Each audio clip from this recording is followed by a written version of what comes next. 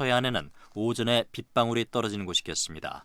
내일 아침 기온은 오늘과 비슷하겠습니다. 낮 기온도 오늘과 비슷하겠습니다. 지금까지 아나운서 박노원이었습니다. KBS 제1라디오 4시 경제 뉴스를 마칩니다. 4시 10분입니다. KBS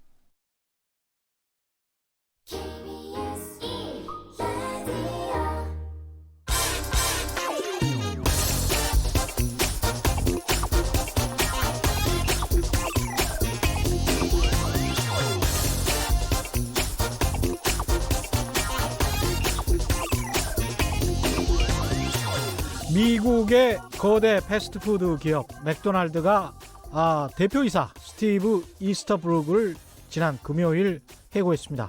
해고의 사유는 한 직원과 로맨틱한 관계를 맺었다는 이유라고 합니다. BBC 보도에 따르면 그렇습니다. 맥도날드의 대표이사였던 스티브 이스터브룩은 그런데 이혼남이었습니다. 이혼남이 직원과 로맨틱한 관계를 맺었다고 해고.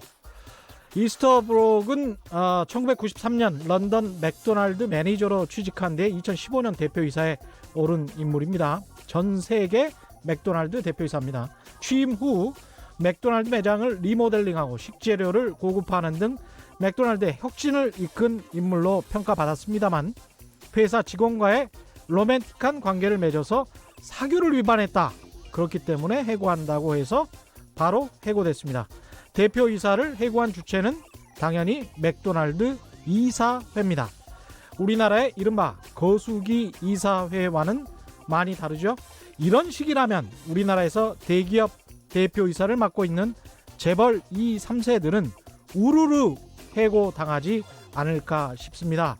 이사회가 사규에 따라서 대표이사를 해고하고 대표이사는 자신의 잘못을 인정하면서 깨끗이 물러나고 회사는 매우 정상적으로 돌아가고 이게 주식회사 자본주의죠.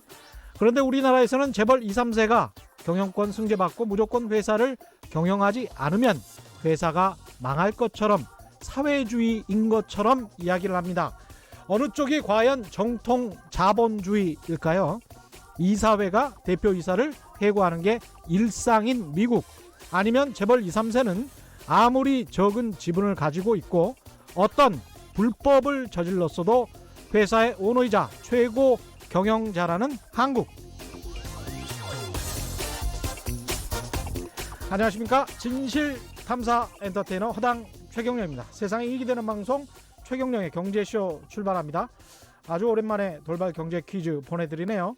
통계청이 오는 수요일 6일부터 25일까지 이 조사를 실시한다고 합니다. 이 조사는 내년에 실시할 인구주택 총조사를 앞두고 국가통계의 정확성과 품질 향상을 위해서 사전 준비로 이루어지는 거라고 하는데요.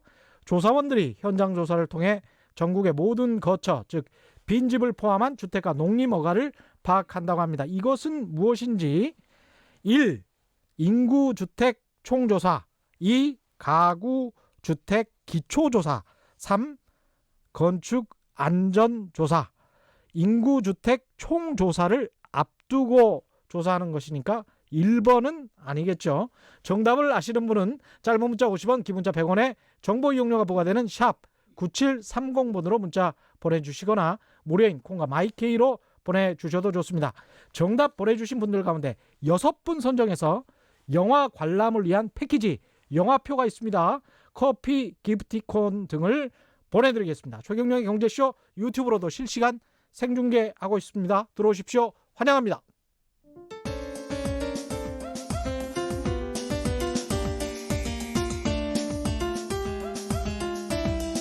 어려운 경제 이슈를 친절하게 풀어드립니다. 돈 되는 경제 정보를 발빠르게 전해드립니다. 예리하면서도 따뜻한 신사, 이종우 이코노미스트의 원포인트 경제 레슨. 네, 국내외 경제 흐름을 분석하고 실질적인 투자 정보도 전해드리는 원포인트 경제 레슨. 오늘도 이종우 이코노미스트 나오셨습니다. 안녕하십니까? 예, 안녕하세요. 호를 네. 하나 지으셨네요. 허당 최경영 선생. 사실 이게 그런 의미도 빈집이라는 의미도 있거든요. 예. 근데 7FR40XS17님 아주 복잡한 닉네임을 가지신 분인데요. 허당 선생 오늘도 수고하세요. 비우는 집처럼 마음도 비우고 정의롭고 공정하게 정말 감사합니다. 빈집입니다. 허당. 실제로 좀 약간 제가 허당스럽기도 합니다. 예, 오늘은 예. 어떤 주제를 가지고 나오셨나요? 오늘은 예. 경제 이슈 2개 하고 예. 그다음에 주제 하나 이렇게 선정을 했는데요. 예. 경제 이슈 하나는 지난달 31일 날 국토부에서 수도권 광역교통망 확대 방안을 발표했습니다. 예. 그래서 이 부분의 내용하고 그다음에 또 이게 과연 이제 어떻게 실현될 수 있을 것인가 그렇죠. 하는 부분들에 대해서 한번 알아보고요. 또 예. 하나는 미국 주식시장이 사상 최고치를 경신을 했습니다. 아, 부럽네요. 오늘 예. 우리나라 주식시장이 30포인트 정도 상승을 했거든요. 그랬군요. 30포인트 상승한 가장 큰 동력 중에 하나가 음. 미국 주식시장이 사상 최고치를 기록을 했기 때문에 우리가 지금 2130이군요. 오늘 예. 2100을 뚫고 2100을 뚫고 2100을 뚫자마자 30포인트가 한꺼번에 상승을 했습니다. 1.43% 올랐습니다. 예. 그래서 이 부분도 한번 살펴보고 이렇게 좋습니다. 이제 하도록 하겠습니다. 예, 수도권 광역 교통망 확대 방안 예. 지난주 목요일에 나왔는데 예, 어떤 목요일 날 내용인가요? 나왔죠. 예. 일단 목표를 뭘로 정했냐면요. 예. 3개의 30으로 정했습니다. 하나는 뭐냐면 광역 거점 간 통근 시간을 30분대로 축소한다라고 예. 하는 거고요. 또 하나는 통행 비용을 최대 30% 절감한다. 그다음에 세 번째는 환승 시간을 30% 감소한다. 이 세 가지를 목표로 했습니다. 그래서 예. 요게 이제 그 달성이 되면 일산에서부터 서울역까지 지금 85분 걸리거든요. 예. 이걸 30분 내에 끊는 거를 지금 목표로 하고 있고요. 이게 언젠가부터 경영학이 행정학으로 들어가면서 말이죠. 예. 레토릭은 굉장히 좋아졌어요. 예, 그렇죠. 세계에 30을 정했다. 뭐 예, 예. 747 뭐 예, 이런 거랑 또 비슷하게 보이기도 예, 하고. 그렇죠. 예. 그 뭔가 숫자가 이렇게 겹쳐서 오게 예. 되면 예. 사람들한테 확실하잖아요. 확실하게 각인이 되니까 그런 부분들이 대기만 있겠죠. 하면 굉장히 좋겠습니다. 예, 그렇죠. 이거. 또 하나는 이제 송도에서부터 여의도까지 지금 79분 정도 걸리거든요. 예. 이걸 38분 내로 끊겠다라고 하는 겁니다. 일산에서 서울역까지 85분을 30분으로 단축하게 되면 굉장히 큰 건데요. 그렇죠. 제가 옛날에 일산 제일 처음에 입주할 때 일산에서 살았거든요. 예. 저도 눈- 일산에서 살았어요. 예, 눈이 올 때였는데 예. 지금까지도 기억되는 게 그때 회사에서 출근 시간이 8시까지였는데 예. 사람들이 안 오더라고요. 11시 정도 되니까 도착하기 시작했었거든요. 차가 막혀서. 예, 그렇죠. 예. 그러니까 눈이 오게 되면 저기 자유로가 예. 이 눈 때문에 예, 그 속도가 안 나지 않습니까? 그때는 경의선 복선화도 안 돼가지고 4호선만 그렇죠. 타고 왔어야 돼요. 예. 그 거기에다가 또 이제 뭐 저기 그 성산대교를 통하든지 뭐 이렇게 해서 건너서 이렇게 와야 되는데 그렇습니다. 예. 거기가 병목이 생기기 때문에 하염없이 기다려야 되는 형태가 그렇죠. 되거든요. 그래서 그 당시에 눈이 많이 오고 그러면 거의 4시간씩 막 이렇게 걸렸었는데 그렇죠. 30분 내로 이게 그 온다라고 하면 굉장히 큰 거죠. 일산에서 서울역까지 30분이면 예. 일산에서 여의도로 출근하시는 분들도 좋을 것 같고요. 예, 굉장히 좋죠. 예, 그렇게 됩니다. 그래서 이런 그 목표를 정했고요. 그러다 보니까 이걸 어떻게 달성할 건가 하는 것들에 대한 세부 과제가 한 4가지 정도 있습니다. 예. 하나는 뭐냐면 이제 그 수도권의 철도망을 확충을 하는 건데요. 예. 지금 수도권에 깔려 있는 그 철도망을 2배 정도로서 확충을 하는 그런 계획을 하고 있습니다. 예. 수도권 광역 급행열 철도라고 있거든요. 예. GTX라고 있는데 지금 보면 A 노선, B 노선, C 노선에 대해서는 계획이 돼 있습니다. 예. 이거를 빨리 준공을 하는 형태로 하고요. 그다음에 서부권을 중심으로 해서 D 노선을 하나 더 만드는 거죠. 그러면 그렇죠. 4개 노선이 되는 그렇죠. 거잖아요. 이 예. 4개 노선이 어떻게 가냐면요. 그냥 쉽게 생각하시면 그 더하기 기호하고 곱하기 기호를 서로 겹치면 이야. 8개가 나오지 않습니까? 그렇죠. 예, 그런 형태로서 이제 만드는 거죠. 그렇게 더하기와 곱하기를 이제 같이 그 합쳐서 그 중앙에 있는 곳은 정말 교통의 요지가 되겠네요. 예, 그렇죠. 그게 예. 아마 지금 보면 대충 이제 서울역을 중심으로 하는 그 부근 정도 부근. 예, 이렇게 된다라고 봐야 되죠. 그게 이제 가장 큰 부분이고요. 예. 그다음에 그 4호선 과천선하고 그다음에 출퇴근 인구가 굉장히 많이 몰리는 데가 어디냐면 인덕원에서부터 동탄 그 구간이거든요. 예. 여기를 이제 급행으로 하게 됩니다. 그러면 9호선에 그 아침에 보면 급행 그 그렇죠. 지하철 굉장히 예. 많지 않습니까? 예. 그거 타면 굉장히 빠르게 오거든요. 예. 그런 형태로서 바뀌는데 이걸 모두 다 이 완성을 하게 되면 예. 지금 그 급행의 비율이 한 16% 정도 되거든요. 그렇죠. 그게 35% 정도로서 올라가게 됩니다. 그러니까 그러니까 이제 급행이 많아진다라고 하는 거는 당연히 굉장히 이 중간이 없기 때문에 속도가 예. 빨리 날 수 있는 거죠. 예. 그래서 이제 이렇게 철도망을 하나 확충하는 게 하나 있고요. 예. 두 번째는 이제 트램을 많이 건설을 트램. 하는 부분들입니다. 네. 우리나라에는 트램이 그렇게 많지 않잖아요. 그렇죠. 근데 많지 유럽 않죠. 같은 데 가면 트램 굉장히 많지 않습니까? 예. 그래서 이 트램을 많이 놓는데 트램을 어디다 놓냐면 GTX의 거점역하고 그다음에 그걸 또 연결하는 형태로서 이렇게 놓거든요. 그러니까 주로 단거리 노선이죠. 예, 그렇죠. 이게? 주로 예. 단거리 노선이죠. 그래서 지금 생각하고 있는 게 성남권의 트램을 놓는 거, 그다음에 대도시하고 신도시를 또 연결하는 형태. 요렇게 이제 좀 이제 가해서 좋네요. 대도시하고 신도시를 연결하는 것에 가장 대표적인 건 위례 신도시를 연결하는 거. 예, 이렇게 해서 이제 트램을 놓고요. 그다음에 새로운 그 노선이나 이런 부분들을 또 많이 만드는 것도 계획을 하고 있습니다. 예. 2020년까지 수원하고 인천을 연결하는 철도, 예. 그다음에 2021년까지 대곡하고 소사를 연결하는 철도, 대곡과 소사. 이런 것들을 비롯해서 지금 없는 부분들을 보다 더 확충하는 이런 것들을 이제 계획을 하고 있고요.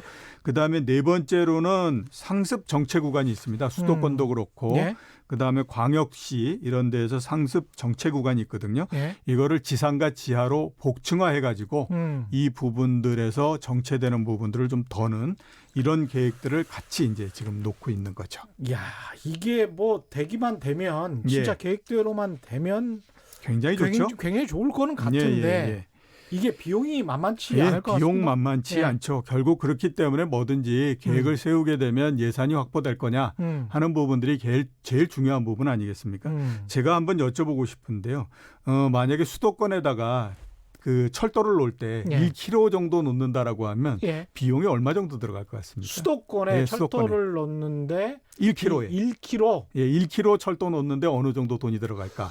1km면 그 땅을 그거 지하화한다고 하더라도 그래도 한 5천억은 들지 않을까요? 1km에 1,200억에서 1,500억 정도 들어갑니다. 그러니까 이게 너무 세게 계산했구나. 너무 세게 계산하신 거죠. 왜 그러냐면 예. 서울만 보시고 하시면 그 정도 들어가는데요. 예. 수도권이라고 하는 것이 외곽 지역도 있잖아요. 외곽 지역 같은 경우에는 상대적으로 싸기 때문에 키로당 1,200억에서 1,500억 정도 들어가거든요. 그러면 그 100km를 놓는 데에 최대 15조 정도가 들어가지 않습니까? 그러니까 그렇죠. 결국 이제 예산이 확보되느냐 안 되느냐 하는 부분들이 굉장히 중요한데 지금 앞에서 계획한 대로 되기 위해서는 매년 7조에서부터 16조 정도의 예산이 들어갑니다. 근데 지금 우리나라의 SOC 예산 1년 총액이 얼마냐면 16조거든요.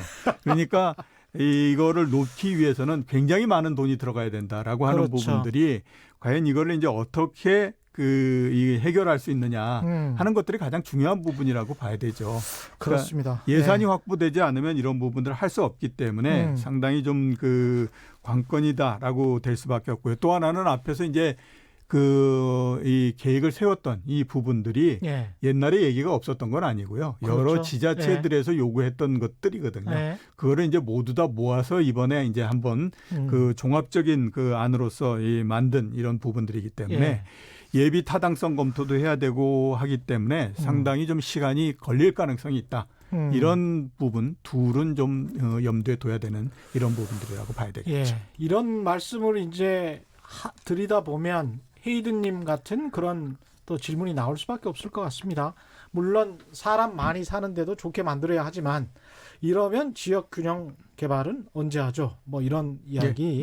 황희정 성님도 비슷한 이야기입니다. 그렇죠. 이게 수도권 광역교통망이기 때문에 일단 뭐 수도권에 이 초점이 모여진 그런 부분들도 있겠지만 수도권에 워낙 많은 사람들이 살기 때문에 또 이제 교통망을 확충하고 이러는 부분들에서 이게 수도권 쪽에 조금 더 많은 비중이 들어갈 수밖에 없는 그런 우려는 좀 있다라고 봐야 되겠죠. 우리나라는 항상 두 가지 이상을 해야 될 것 같아요.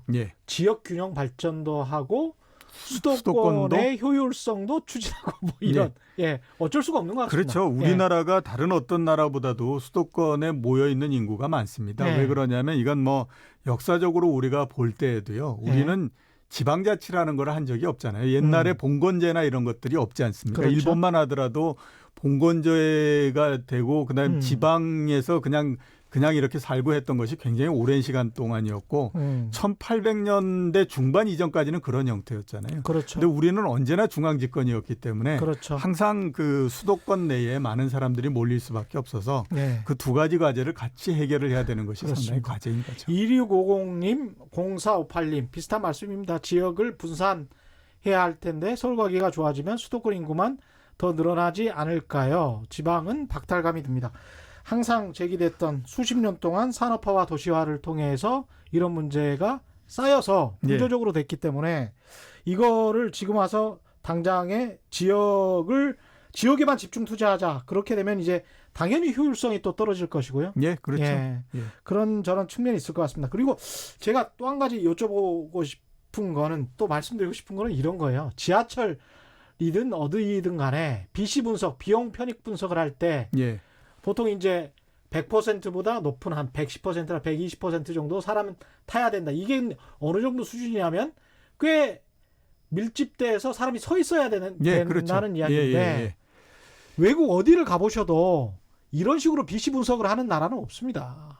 그러니까 우리가 선진국이 됐다는 거는 좀 대중교통을 타면서도 아니 대중교통 타는 사람이 자가용 타는 것처럼 좀 쾌적하게 타면 안 됩니까? 네, 그렇죠. 대중교통 타는 사람들은 왜 짐짝에 실리는 것처럼 그런 식으로 실려야 되고 그게 마치 서양 사람들이 조크를 할 때 말이죠. 농담을 할 때 야 한국이나 일본 가봐. 그러면 거기 통조림 그 고등어 통조림처럼 빽빽하게 숨도 못 쉬게 푸시맨이라고 하죠. 뒤에서 밀어서. 그게 해외 토픽이 되고 말이죠. 그게 언제까지 그런 식으로 살아야 하는 건지 대도시에 있는 사람들은 그게 그리고 너무 당연한 BC 분석이 비용 편입 분석이 돼야 되는 건지 그거는 정책 당국자들도 또 국민들도 한번 생각해 봐야 될 것 같습니다. 제가 볼 때는 우리가 선진국이라고 한다면 이번 대책이 나오면 또 그런데 걱정되는 건 부동산 가격입니다. 그렇죠. 부동산 가격이죠. 그리고 이번 대책이 나온 큰 이유 중에 하나도 부동산 때문에 그렇습니다. 그러니까 3기 신도시 개발 얘기가 나오니까 제일 불만을 많이 표시한 사람들이 누구냐면 2기 신도시를 들어가 있는 그런 쪽이 가장 또 불만이 많았었거든요. 그렇죠. 왜냐하면 3기 신도시는 2기 신도시보다는 훨씬 더 서울에 가까운 형태로 쓰였기 때문에 그렇게 되면 2기 신도시는 정말로 이건 정말 남의 그 자식 되는 거 아니냐 이런 얘기를 해서 굉장히 불만이 많았습니다. 그러니까 이제 그런 부분들을 모두 다 또 이렇게 안기 위해서는 역시 이제 그 2기 신도시를 통과하고 그러는 교통망도 상당히 확충을 해서 그 근접할 수 있는 이 방법을 보다 더 많이 만들어야 되는 그런 그 과제가 있었기 때문에 그런데요. 이거를 하면 과연 부동산이 어떻게 될 거냐 한번 생각을 해보게 되면요. 당장 부동산 경기를 진정시키거나 그러기는 좀 쉽지는 않습니다. 이게 왜냐하면 굉장히 오랜 시간이 걸리는 과제이거든요. 그러니까 그 효과를 단기적으로 일단 보기는 어렵고요. 그러니까 뭐 수도권 광역 그 급행철도 이런 거 만든다고 하더라도요. 자, 지금서부터 한번 우리가 따져보면 이게 그 국회에서 예산 통과돼야 되죠. 그거 가지고 땅 사야 되죠. 거기에서 이제 개발을 해야 되죠. 뭐 이렇게 하다 보면 시간 굉장히 많이 걸리잖아요. 그러니까 이제 당장에 있을 수 있는 부분들은 아닌 것 같기 때문에 그 부분들에서는 좀 시간이 많이 걸릴 수밖에 없다. 그렇습니다. 그런데 전체적으로 보게 되면 아무튼 그 생활이나 이런 부분들이 모두 다 만들어지게 되면 편익이나 이런 것들은 좀 좋아진다라는 걸 쪽으로서 인식을 하시면 되지 않나 싶습니다. 뭐 좋아져야지 뭐 어떻게 하겠습니까? 그렇죠. 그렇다고 장기적으로 봤을 때 동경에 가면 왜 그런 얘기 많이 하지 않습니까? 동경에 지하철을 제대로 갈아타고 하려면 5일 정도 지나야 된다. 그런 얘기 많이 하지 않습니까? 정말 복잡하게 돼 있어요. 진짜 복잡하죠.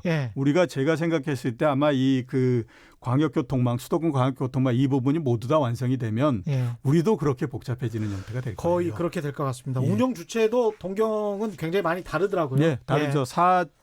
기업이 하는데 굉장히 많고요. 사기업이 하는 것도 예, 굉장히 예. 많고. 그렇기 때문에 예. 굉장히 또 비싸고 그렇죠. 근데 예. 우리는 그래도 교통망이나 이런 것들은 거의 정부가 주도해서 까는 형태가 되기 때문에 그 특별히 이렇게 한다고 해서 가격이 굉장히 많이 올라가거나 그런 일은 아마 없을 겁니다. 맞습니다. 그러니까 다른 노선, 다른 회사에서 운영하는 다른 노선은 돈을 따로 내야 된다 할지 뭐 이렇게 돼 있더라고 동명은. 예, 그렇죠. 예, 예. 예. 그런 측면은 우리가 역시 대중교통은 참 좋아요. 예. 오늘 주제 미국 시장 이야기를 좀 해야 되나요? 예. 예. 미국 주식 시장 이야기 해봐야 되죠. 예. 예. 사상 최고치였습니까? 예. 지난주에 3대 지수 모두 다가 사상 최고치를 경신했습니다. 그러니까 나스닥 이제 사상 최고치 경신했고요. 다우지수 그랬고 S&P 500 그랬고 이렇게 해서 사상 최고치를 모두 경신을 했는데요. 올 들어서 세 번째입니다. 좋겠습니다, 미국. 네, 굉장히 좋겠죠.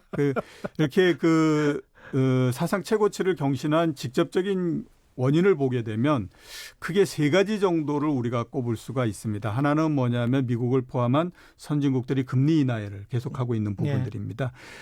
지금이 금융 완화의 세 번째 국면이다라고 볼 수가 있거든요. 예. 첫 번째 국면이 2009년도서부터 시작해서 한 1년 정도 지났었고요. 예. 그다음에 2차 금융 완화가 2011년서부터 해서 한 2년 정도 됐었습니다. 그리고 올해 7월 달서부터 3차 금융 완화를 지금 하고 있는 상태거든요. 예. 그래서 이렇게 금리를 계속해서 인하하고 하는 부분들이 주가를 계속해서 끌어올리는 역할을 하고 있는 거죠. 왜냐하면 지난 10년 동안 미국의 주가가 상당히 상승하는 것들은 항상 금리를 내리고 했던 것들이 역할을 많이 했기 때문에 이번도 금리를 내리는데 왜 주가가 못 올라가겠느냐라고 하는 것들이 투자자들한테 어필이 되면서 지금 계속 주가가 상승을 하고 있는 그런 부분들이고요. 두 번째는 이제 미중 무역 협상입니다. 예. 한 20일 전 정도에 1차 협상이 마무리가 됐죠. 그렇죠. 미국이 100억 달러 정도의 중국 농수산물을 더 사주는 걸로 해서 관세 인하를 유보시키는 걸로 해서 했거든요. 중국이 미국의 농산물을 사주는 더 걸로. 사주는 것으로. 네, 지금은 이제 어떤 단계냐 그런 부분들을 문서화하는 단계로서 계속 가고 있고요. 거기에다가 트럼프 대통령이 계속 트위터로 뭔가 좋은 일이 계속해서 벌어지고 있다라는 얘기를 계속 했거든요. 예. 그렇게 되다 보니까 이 부분들이 올라가는 형태입니다. 앞에서 제가 올해 미국이 사상 최고치를 3번 경신했다라고 말씀드렸잖아요. 예. 이번이 세 번째고 앞에 그럼 2번 있지 않겠습니까? 5월 달에 한 번 있고 7월 달에 한 번 있었거든요. 이 갱신을 했다가 얼마 못 가서 다시 꺾여서 내려왔어요. 내려온 가장 큰 이유가 뭐냐면 그때마다 항상 미중 무역 협상이 뭔가 삐걱거렸습니다. 예. 그러니까 중국이 갑자기 우리는 이렇게 못해라고 나간다든지 아니면 미국이 관세를 확실히 더 올려버렸다든지 이런 걸로 해서 깨지는 형태가 됐었거든요. 예. 근데 이번 같은 경우에는 그런 위험이 상대적으로 없다가 보니까 주가가 또 올라가는 그런 형태를 보이고 있습니다. 세 번째가 기업 이익인데요. 우리나라 기업 이익이 아니라 미국의 기업 이익입니다. 미국도 지금 3분기 실적을 계속해서 발표하고 있는데 75% 정도 되는 기업들이 원래 예상했던 것보다는 더 많은 이익을 지금 발표하고 있어요. 예, 그렇게 되니까 이익도 좋고 금리도 내리고 그다음에 재료 부분에서 미중 무역 협상 잘 나가는 것 같고 이렇게 되니까 계속해서 지금 주가가 상승을 하고 있는 거죠. 못 나갈 이유가 없네요. 예. 우리만 좀 약간 동떨어진 채 움직이고 있다고 해도 그렇게 말해도 되겠네요. 독일도 지금 괜찮은 편이죠. 예, 다른 나라들도 미국을 제한 다른 나라들도 주가가 괜찮은 상태입니다. 독일도 거의 사상 최고치 부근까지 올라왔고요. 그다음에 유럽 전체 지수도 2007년도에 사상 최고치를 기록을 했거든요. 그리고 떨어진 다음에 계속해서 올라오기는 했지만 아직 그 지수를 넘지는 못했습니다. 근데 이번 같은 경우에 보면 2007년도 고점 부근에 지금 접근해 가고 있는 상태거든요. 그것만 넘게 되면 사상 최고치가 됩니다. 그래서 선진국 모두 다의 주가가 상당히 지금 상승을 하고 있는 상태고요. 이머징 마켓도 대만 주식 시장이 2000년 이후에 최고치를 지금 계속해서 갱신을 하고 있고요. 대만은 왜 이렇습니까? 대만이 상대적으로 이제 안정돼 있는 형태이죠. 아무래도 중국이 계속. 그렇죠. 그러니까 이제 홍콩 같은 경우에도 원래 따지면 주식시장이 좋을 뻔했는데 홍콩 사태가 지금 워낙 급박하게 돌아가고 있는 거기 때문에 그래서 이제 별로 안 좋은 형태이고요. 원래 이게 아시아에 특히 중화권에 있는 주식시장은 중국의 영향을 굉장히 많이 받거든요. 그런데 대만은 또 그거하고는 상대적으로 떨어져 있는 형태가 되다 보니까 대만 주식시장이 최근에 상당히 좋은 형태입니다. 그 대만의 반도체가 특히 이제 중국이 반도체로 굴기를 한다라고 하면서 대만 예. 반도체에 관한 관심이 많아지고 예, 있는 것 그렇죠. 같더라고요. TSMC나 이런 데에 예. 그 기술을 들여온다고 하더라도 그쪽에서 들어와야 그렇죠. 되니까 예. 그런 면에서 상당히 좋은 형태이고요. 어차피 본인들은 같은 민족이니까. 예, 그렇죠. 그다음에 이제 브라질을 포함한 중남미 국가들의 주식 시장도 사상 최고치를 기록을 하고 있습니다. 그래서 그 다른 나라들도 사상 최고치를 굉장히 갱신하고 있는데 우리나라는 조금 좀 그 안 되네요. 예. 그래도 다행히 오늘은 2100포인트를 넘어서 예. 그 전고점은 넘는 형태가 됐었는데 아직까지는 뭐 미국이나 이런 시장에 비해서는 그렇죠. 상당히 좀 떨어집니다. 특히 예. 그 좀 특색 있다라고 생각되는 부분들, 우울하지만 특색 있다 생각되는 부분들은 예. 미국 시장은 아까 말씀드렸던 것처럼 올해 그 세 번의 고점. 그러니까 결국 고점이 세 번 됐다라고 하는 거는 예. 세 번 모두다가 조금씩은 더 올라갔다라고 그렇죠. 하는 얘기잖아요. 예. 그 기간 동안에 우리나라는 어쨌냐, 미국 시장이 올라갈 때 고점을 치기는 했는데 그 고점이 계속해서 내려오는 형태였습니다. 그러니까 5월 달에 미국 시장이 고점을 칠 때 우리나라 종합주가지수가 얼마였냐면 고점이 2233이었습니다. 예. 7월 달에 고점을 칠 때는 2134로서 한 100포인트 정도 떨어졌고요. 이번 같은 경우가 이제 그 아직까지는 2130 요 부분을 못 넘은 그 상태니까 예. 계속해서 내려오고 있는 상태이거든요. 그래서 우리는 상대적으로 상당히 좀 약한 그 상태인데 예. 왜 이럴까라고 생각해 보면요. 내부적인 요인이 큰데 가장 큰 부분들은 기업 실적이 계속해서 줄어들기 때문이죠. 예. 그래서 올해의 우리나라 주식 저 상장사들의 기업 이익이 작년에 비해서 현재까지 한 30% 정도 줄어들었거든요. 그래서 그 영향을 굉장히 많이 받는다라는 예. 생각이 듭니다. 30% 정도 줄어들었다. 예, 그렇죠. 그 주식과 관련해서 여러 가지 재밌는 질문들이 많이 들어오고 있는데요. 예. 이수연님은 제가 산 여행 주식이 갑자기 뛰고 있는데 무슨 일인가 하고 봤더니 우리나라 대통령과 일본 총리가 같이 웃으며 앉아 있는 기사가 떠서 그런 것 같습니다. 한 11분 정도 담화를 했다, 예. 대화를 했다라고 하죠. 역시 정치와 경제는 따로 볼 수 없네요. 이수연님이 이런 말씀하셨고요. 예. YK님은 중국이 물건을 엄청 잘 만듭니다. 온 세계에 비싼 물건들도 중국산이 많습니다. 유럽도 생필품은 거의 중국산, OEM 아니어도 자기 브랜드로도 충분히 발주할 수 있습니다. 한국 진짜 어렵습니다. 네. 어려운 상황이라 말씀하셨고 예. 김준호님은 우리나라는 언제쯤 주식 좋아질까요? 이 말씀 곧 있으면 드릴 거고요. 예. 더수연님은 미국 증시는 지금 트럼프 압박으로 금리 인하를 했으니까요. 이미 그렇죠. 고점이지만 억지로 끌어올린 거라 예. 나중에 어느 순간 버블이 꺼지면 큰 위험이 올 수 있다라는 말도 있던데 예. 뭐 이런 말씀하셨어요. 자, 우선 이제 미국 시장 그 갑자기 꺼지고 뭐 이런 부분들에 대해서 한번 말씀을 드려야 될 것 예. 같은데요. 그거를 말씀드리기 위해서 먼저 봐야 될 부분이 뭐냐면 미국 경제가 도대체 어떤 상태냐 하는 거를 먼저 봐야 되겠죠. 그렇죠. 그러니까 예. 미국 경제가 상당히 좋은 상태에서 주가가 계속 올라가게 되면 그거는 버블이 생겼다라고 볼 수는 없죠. 많이 그렇습니다. 올랐기 때문에 문제다라는 거는 있어도 이게 버블이 됐다라고 볼 수는 없는 겁니다. 맞습니다. 예. 근데 지금 미국 경제가 어떠냐라고 우리가 판단해 보면 주식 시장이 생각하고 움직이는 것만큼 좋지는 않습니다. 그 정도로 좋지는 않다. 예, 그렇죠. 내년도에 미국의 경제 성장률을 대략 어느 정도로서 예상하냐 하면 1%대 중반 정도라고 중반 정도 될 거라고 예상하고 중반. 있거든요. 예. 1%대 중반 정도면 최근 2, 3년에서 봤을 때는 가장 상당히 낮은 수준입니다. 예. 그리고 점차적으로 계속해서 내려오는 형태가 된다라고 일단 볼 수 있거든요. 예. 그리고 세부적인 경제 지표를 보더라도 소비를 제외하고는 다른 부분들이 별로 그렇게 좋지는 않습니다. 특히 이제 제조업이나 이런 부분들도 별로 그렇게 좋은 상태는 아니다라고 볼 수 있거든요. 그래서 경제 지표 이런 부분들이 전체적으로 좋거나 이러지는 않는데요. 이게 문제는 뭐냐면 앞에서 말씀드렸던 것처럼 이제 금리 인하 이 부분들이 시장을 끌고 가는 역할을 한다라고 말씀을 드렸는데요. 예. 이번까지 7월 그다음에 9월 그다음에 또 10월 이렇게 해서 이제 금리를 내렸는데요. 총 3번 내렸거든요. 예. 연속으로. 예. 제일 처음에 금리를 내릴 때 어떤 얘기를 했냐면 연준에서 이거는 보험성 인하다라는 얘기를 했어요. 예. 그리고 이제 3번을 내렸는데 과거에 보면 보험성 인하 때는 3번 정도 인하라는 것이 거의 일반적입니다. 예. 그리고 이제 이번에 3번 내렸기 때문에 아마 추가적인 금리 인하는 없을 거다라고 생각을 하고 예. 있거든요. 그러면 이렇게 볼 수 있지 않습니까? 그 경제도 별로 안 좋고 앞으로 금리도 내리지 않을 건데 왜 주가를 올라가? 예. 이렇게 하는데 주가가 올라갈 때는 항상 세상 모든 것들을 좋은 쪽으로 다 해석을 합니다. 그렇죠. 예, 그러니까 지금 이제 주가가 올라가기 때문에 예. 어떤 얘기를 하냐면요. 예. 그래 추가적으로 금리를 인하를 안 하겠지만 지금 미국 경제는 금리 인하를 안 해도 될 정도로 굉장히 좋아. 이렇게 이제 해석을 하고 있는 거죠. 예. 그렇기 때문에 일정하게 어느 정도의 약간의 버블은 만들어지고 있다라는 판단을 해볼 수밖에 없습니다. 그렇죠. 근데 이 버블이 정말로 2000년도에 IT 버블에서 만들어졌던 것처럼 엄청난 규모의 버블이 만들어졌느냐. 그래서 정말 잘못되면 확 꺼져버리는 형태냐.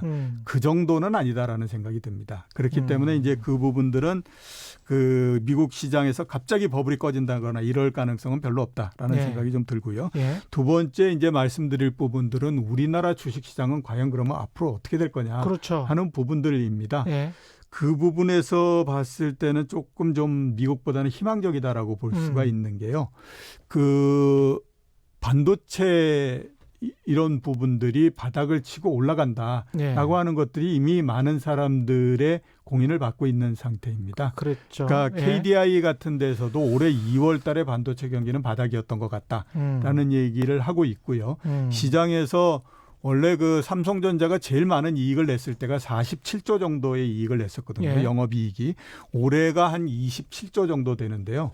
내년도가 어느 정도로 보냐면 39조 정도 이익을 낼 거라고 보고 있습니다. 예. 그러면 최고의 경기 호황기 때였던 작년에 비해서 그렇게 밀리지 않는 형태거든요. 예. 그리고 다른 기업들의 이익도 꽤 많이 올라갈 거라고 생각을 하고 있습니다. 지금 시장, 그러니까 증권회사들에서는 내년도에 이익이 어느 정도 증가할 거라고 보냐면 27% 정도 증가할 거다. 올해에 비해서. 와. 예, 이렇게 이제 전망을 하고 있거든요. 예. 그러니까 만약에 증권회사들의 전망이 어느 정도 들어맞는다라고 생각을 하게 되면요. 그 지금 주가가 올라가고 하는 부분들이 전혀 설명이 안 된다라고 볼 수는 없는 거죠. 그리고 그러네요. 주가가 예. 2000 부근에서 바닥을 쳤다라고 하는 것도 어느 정도는 설명이 되는 부분이기 때문에 만약에 이런 부분들이 어느 정도 들어맞는다라고 생각하게 되면 앞으로 우리나라 주식시장이 조금씩 계속해서 상승할 수 있는 그런 여력은 충분히 갖고 있다. 이렇게 그렇죠. 이제 우리가 볼 수가 있는 거죠. 사랑이님은 미국 회사채 부실은 걱정할 필요가 없을까요? 이런 네. 말씀하셨는데. 그러니까 뭐 회사채가 여러 가지가 있습니다. 예. 그러니까 우리가 아주 나쁘다라고 하는 정크본드 이런 예. 부분들도 있고요. 예. 그에 비해서 또 미국도 좋은 기업들이 있잖아요. 그렇죠. A급 회사채 이런 것들도 있고 A급 회사채나 이런 것들은 크게 문제가 생길 거는 없고요. 대신에 이제 정크본드가 문제가 생기느냐 안 생기느냐 하는 것들의 문제 예. 부분이거든요. 물론 제가 생각했을 때에 지금 채권 시장에서도 굉장히 많은 버블이 만들어져 있는 것이 사실이기 때문에요. 문제가 생긴다라고 하면 회사채, 특히 등급이 굉장히 낮은 회사채 이런 부분들에서는 문제가 생길 가능성이 있습니다. 근데 이런 부분들이 문제가 생기는 부분들이 미국 경제 전체에 얼마나 영향을 줄 그렇죠. 거냐 그게- 하는 부분들의 문제인데 예. 이게 이제 그렇게 되면 우리가 항상 떠올려서 생각하는 게 이전에 금융위기를 냈던 서브프라임 모기지가 굉장히 이렇게 떠오르죠. 그렇죠. 근데 그때에 한번 부실한 그 채권 때문에 문제가 굉장히 많이 생겼기 때문에 그리고 아직 10년 정도밖에 안 지났잖아요. 그렇죠. 그래서 아마 미국의 정크본드인 회사채가 부실이 생겨서 미국 경제 전체에 영향을 주고 이러는 것들은 그렇게 크지는 않을 거라고 생각이 됩니다. 예. 오늘 또 다른 주제로 넘어가야 될 것 같습니다. 예. 소비에 소비입니다. 대한 문제네요. 예. 우리나라 소비, 특히 그 부분들에 대해서 말씀을 드리고 싶은데요. 예. 왜 우리나라 소비에 대해서 말씀을 드리냐 하면요. 우리나라 경제를 각 부문별로 봤을 때에 가장 부진한 부분이 어디냐 하면 소비 부분입니다. 예. 지난 10년 전 정도서부터 소비 증가율이 성장률에 못 미치는 형태입니다. 과거에는 소비 증가율이 성장률보다도 훨씬 더 높은 형태였었거든요. 예. 그런데 최근에 이제 계속해서 그거에 못 미치는 형태가 되고 있기 때문에 예. 결국 소비의 부진이 지금 장기화되고 있어서 우리나라 경제가 돌아서기 위해서도 소비가 증가해야만 되는 거거든요. 그렇죠. 그래서 왜 소비가 이렇게 나쁘고 음. 앞으로 어떻게 될 건가 하는 부분들을 한번 봐야 되기 때문에 예. 그 부분에 대해서 소비 말씀을 부진의 드리도록 이유를 하겠습니다. 좀 자세히 설명하시기 예. 전에 소비 촉진을 위해서라도 영화 티켓이 어떻게든 나가야 되니까요. 저희도 예, 오늘 돌발 경제 퀴즈 한 번 더 보내드리면 통계청이 오는 수요일부터 6일부터 25일까지 이 조사를 실시한다는데 이 조사는 조사원들이 현장 조사를 통해 전국의 모든 거처 즉 빈집을 포함한 주택가 농림 어가를 파악해서 국가 통계의 정확성과 품질 향상을 꾀한다고 합니다. 이 조사는 무엇일까요? 1번 인구 주택 총조사. 그런데 이 조사는 내년에 실시할 인구주택 총조사를 앞두고 하는 조사입니다. 1번 아니겠죠. 2번 가구주택 기초조사. 3번 건축 안전조사. 정답 아시는 분은 짧은 문자 50원, 긴 문자 100원에 정보 이용료가 부과되는 샵 9730번으로 문자 보내주시거나 무료인 콩과 마이케이로 보내주십시오. 정답 보내주신 분들 가운데 6분 선정해서 영화 관람 패키지와 커피 기프티콘을 보내드리겠습니다. 예. 문자를 잠깐 봤는데요. 예. 최경영 김서연님. 기자님이 허당기는 없으시다고 하는데. 제가요 가끔 허당기가 있어서 잘 보세요. 가끔 나옵니다. 예. 그리고 저희 칭찬도 많이 해주셨습니다. 예. 김서연님 편안한 진행. 운동할 때 일주일 거 2개 듣고 새벽에 잠 깨서 듣고 빼놓지 않고 잘 듣고 있습니다. 고맙습니다. 이거 계속 들으시면요. 저도 사실은 공부가 돼요. 이종우 이코노미스트랑 월요일마다 이렇게 같이 공부하는 시간으로 저도 아유, 갖고 있습니다. 감사합니다. 예. 예. 소비가 예. 왜 이렇게 부진한가? 예, 일단 부진한 첫 번째 이유를 우리가 꼽아보면 예. 돈이 없기 때문에 소비를 하기가 굉장히 좀 어려운 거죠. 그렇죠. 그렇죠? 예. 그 소득은 두 가지에서 생깁니다. 크게 보면 하나는 임금 소득이고 또 하나는 자산 소득이잖아요. 임금 소득은 월급을 받는 거고 자산 소득은 내가 가지고 있는 자산, 부동산이 오르든지 주식이 오르든지 뭐 이런 것들에 의해서 생기는 자산, 이 부분들인데요. 자산 소득이라고 하는 것은 우리나라의 소비에서 그렇게 크게 영향을 주지 않습니다. 그러니까 네. 뭐 부의 효과 이런 얘기들 많이 하는데요. 그건 우리나라에서는 별로 그렇게 검증된 건 없고요. 예, 부동산 가격 오르면 뭐 예, 어떻게 그렇죠. 예, 소비가 예. 오른다. 그 대신에 미국에서는 좀 영향을 주는데 어. 우리나라의 소비를 결정하는 가장 큰 부분은 임금 소득입니다. 역시 그리고 예. 이 부분들은 일본도 마찬가지입니다. 일본처럼 돈을 안 쓴다라고 하는 곳에서도요.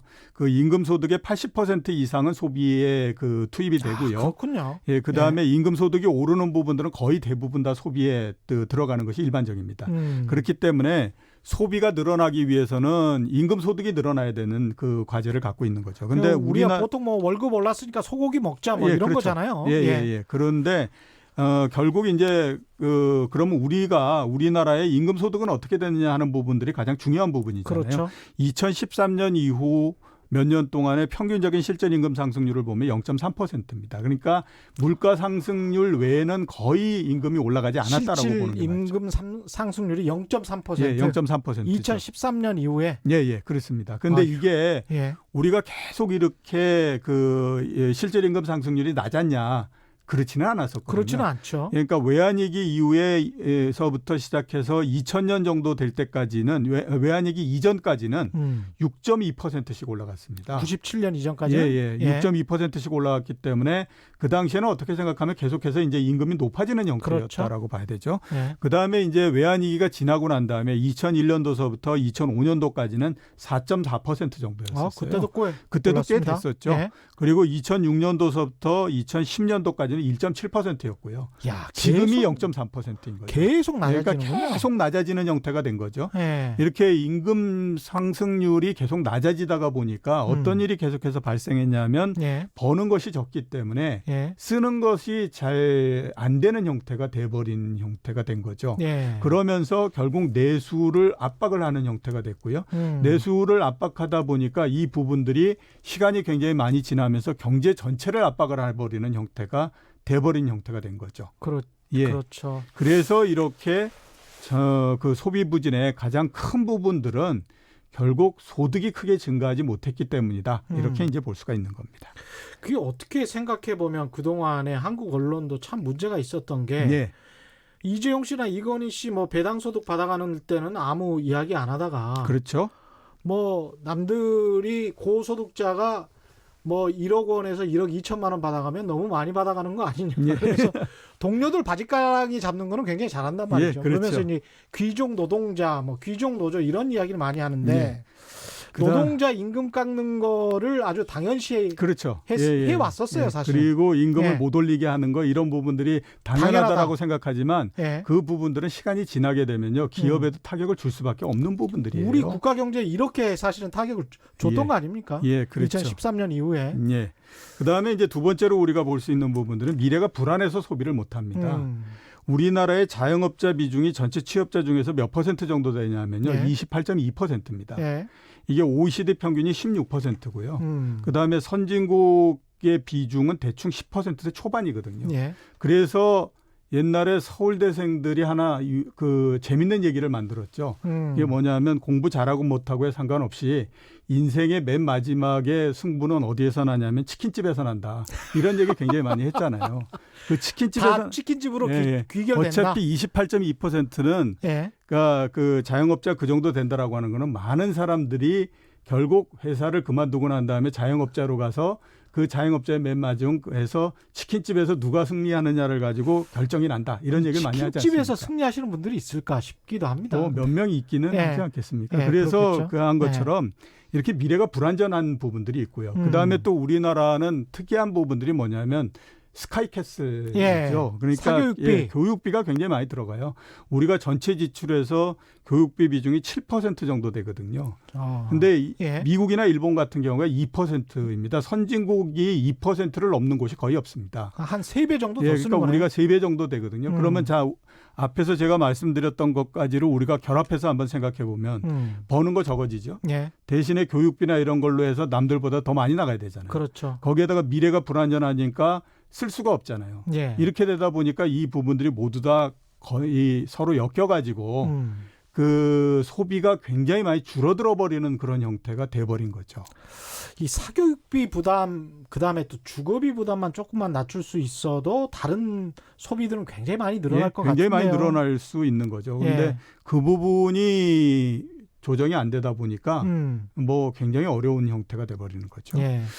거기에다가 또 하나 우리가 봐야 될 부분들은요. 이건 뭐 세계적인 현상이다라고 볼 수가 있는데 부의 편중의 현상이 계속되는 양극화. 예, 양극화. 이 부분들이 이제 문제가 상당히 많이 생기는 부분들인데. 소비에도 안 좋은 영향을 예, 준다. 그렇죠. 자, 이렇게 한번 볼 수 있습니다. 배당과 그다음에 이자 소득 이 부분들을 한번 볼 필요가 있는데 우리나라에서 전체 배당액이 연간 얼마냐면 19조 5,600억 정도 됩니다. 예. 1%의 사람, 배당을 받는 사람들의 1% 예. 그리고 나머지는 99%가 되겠죠. 그렇죠. 1%가 몇 명이냐 하면요. 9만 3천 명 정도 되거든요. 9만 3천 명. 예, 이 사람들이 전체 배당금 받는 곳에서 어느 정도를 받냐 하면 13조 5천억 원을 받아서 69%를 받습니다. 야.